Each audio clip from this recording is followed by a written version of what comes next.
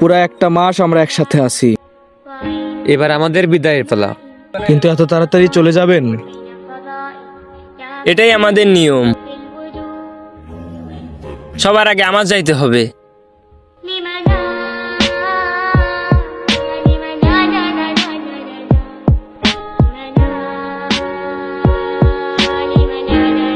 এবার আমার পালা, আমাকে যাইতে হবে।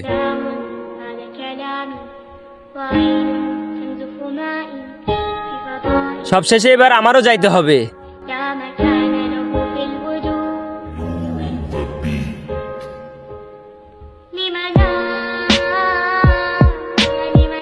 মন খারাপ কইরো না, হয়তো আমরা চলে যেতেছি, কিন্তু আমরা তোমাকে দিয়ে যাচ্ছি ঈদের খুশি। ঈদের খুশিতে আমরা ভুলে যেও না রমজান মাসের শিক্ষাগুলো। আল্লাহ তাআলা যদি তোমাদের বাঁচিয়ে রাখে, সামনে বছর আবার দেখা হবে ইনশাআল্লাহ।